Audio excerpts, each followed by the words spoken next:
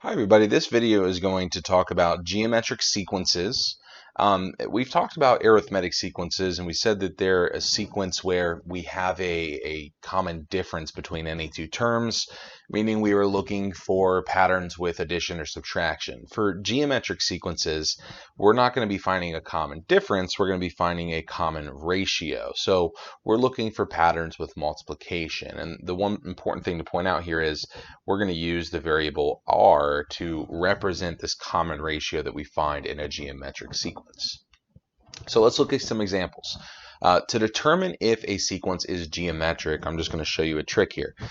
For something like number 1, it's easy to see that we're multiplying by 2 each time. But if I wasn't sure what the ratio would be, I could always just pick two terms and then take the 1 and divide it by the 1 before it. So in this case, that would mean that my common ratio should be whatever 12 divided by 6 is, which gives us 2, like we said. So we just need to make sure that that pattern applies between every two terms, which in this case it does. So because there's that common ratio, we can say, yes, this is a geometric sequence, and then we could go ahead and we could find the next three terms. Okay, that's easy enough. We're just multiplying by 2. So we would get 96, and then we would get 192, and the last one here would be 384. So in this case, multiplying by 2, that was easy to tell. Okay, but we were able to determine, yes, this is geometric. Now, something like number 2 is when it starts to become a little more helpful to use that trick of picking two terms and dividing the one by the one that comes before it. So let's just pick our first two here, and let's see if there's a common ratio. Let's see what 270 divided by 810 is.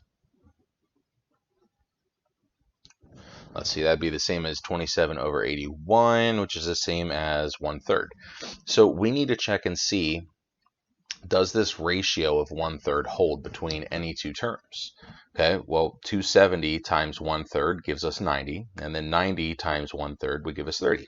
So it is geometric, and again, I could extend this out 3 more terms if I wanted to. I would just keep multiplying by 1/3. So in this case, that would give us 10, and then let's just keep these fractions, 10/3, and then if I multiply by 1/3 one more time, I would get 10/9.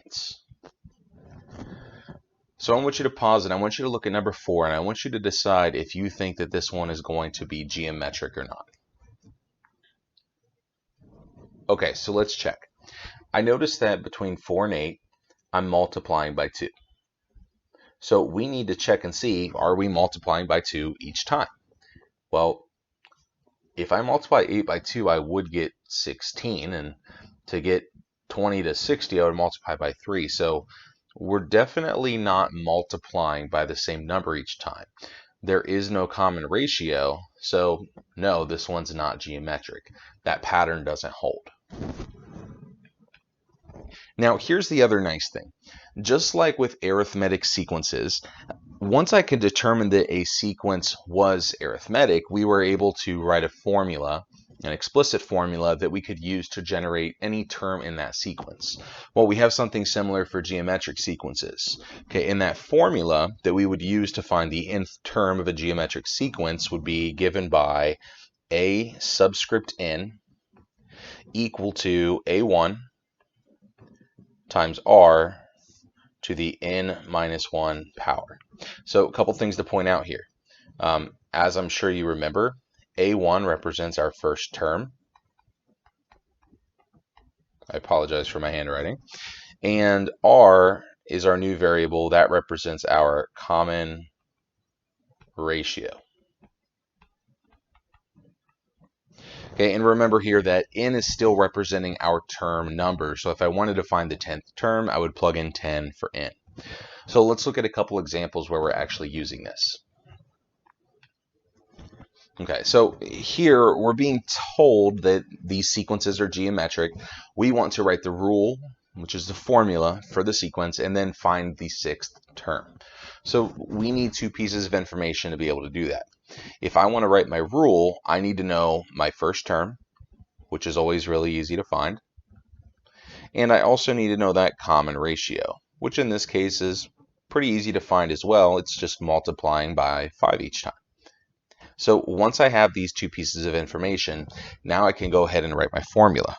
Okay, so it's a subscript n equals a1 times our r value to the n minus 1 power.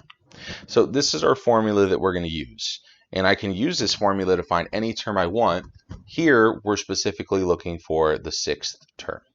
So all I need to do is plug in 6 for n.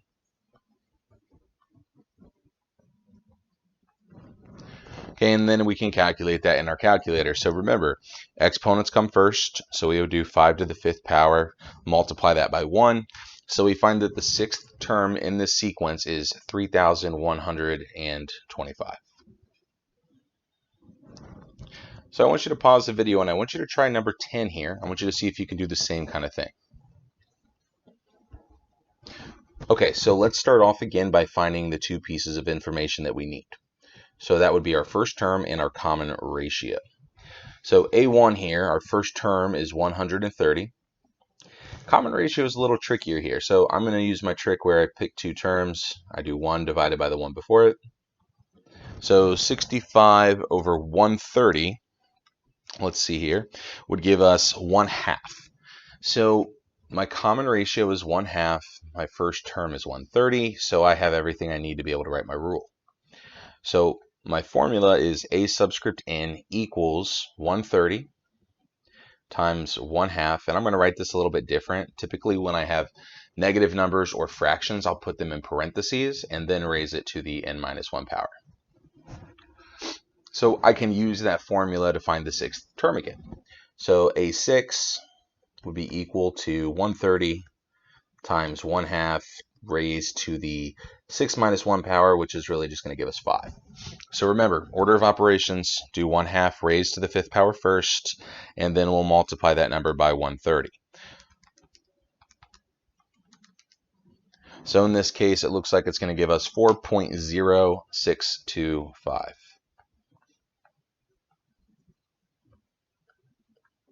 See, let's make that decimal a little bit bigger. There we go. All right, so this is a nice tool that you have at your disposal. Now, let's look at some that are a little bit different. Okay, let's hop over to number 16 here. And the reason I want to talk about this one is because it's not as straightforward. We're trying to find the first term, and we're given the fifth term in our common ratio. So we're going to have to think about how we can use this information to be able to find what we want to find here.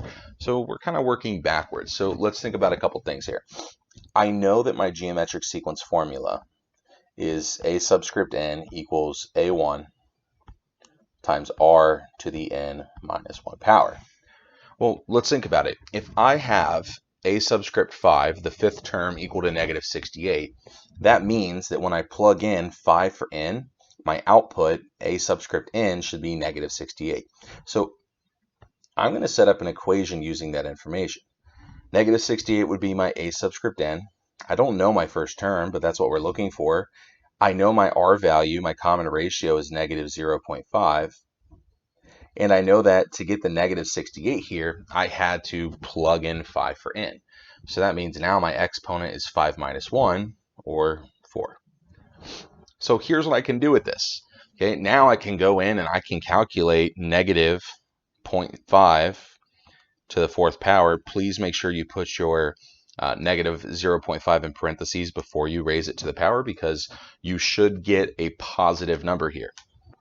So now we have negative 68 equal to 0.0625 times a1.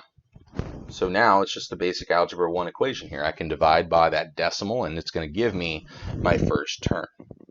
So after I do my division here, we find that a1 is really negative 1,088. Okay, and if you really wanted to, you could set up your formula and you could plug in 5 for n and check and make sure that it's actually giving you this value here. Okay, but this is the way that you could kind of work around, do a little bit of problem solving. So there's one more I want to look at, and it's the same kind of idea, but kind of taking it to the next level. What if we don't know our common ratio at all? What if we don't know the first term? What if we just know two terms in the sequence and we want to find another one? Well, that kind of complicates things. Now, something that we can do here to make this simpler is we can think, okay, I started at my second term, I did something, and then I got to my fifth term. So let's think about if I was trying to generate my fifth term using my second term. How many times would I have to multiply? How many times would I have to go through my process here? How many times would it need multiplied by r to get from the second to the third term? Well, let's just think about it like this, off to the side. I have A2, A3 would come next, then A4, and then we would get to A5. So when I multiply by r once, I get to A3. When I multiply by r again, I get to A4.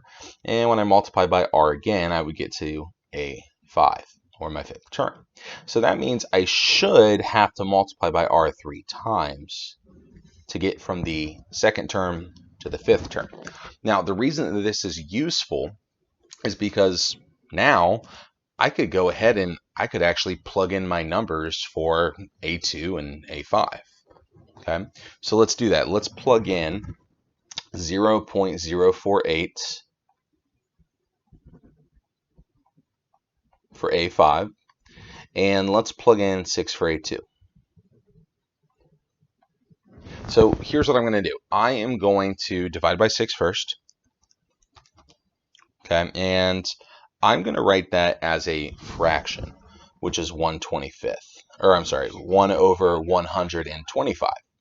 Now, I have that equal to r cubed. So we know to solve from here, we could really just cube root both sides. So I'm going to get r equals the cube root of 1 over 125, which is really just going to give me 1/5. Okay, so I'm one step closer. I need that piece of information to go ahead and find what I actually want to find here, which is A4. So let's find A4 over here. Okay.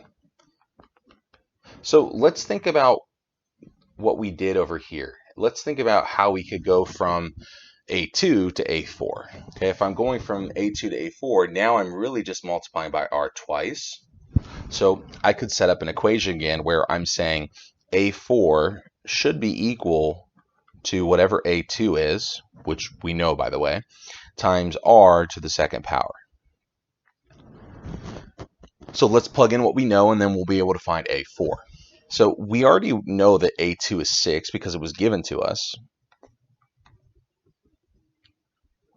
And we just found that r is 1/5. So now after I make this calculation, I'll be able to actually find what my fourth term is. So let's do 1/5 squared. That's going to give us 1/25. And then if we multiply that by 6, let's see here. If we multiply that by 6, we're going to get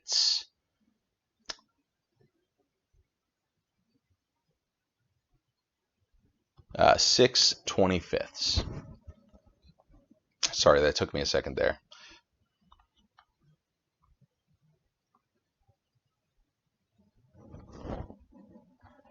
All right, so there we go.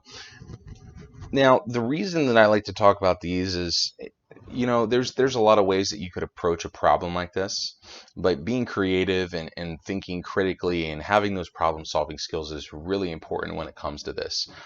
This is probably the easiest way to do it. Okay, thinking about it like I did over here on the right side, thinking about it like this is going to be super helpful.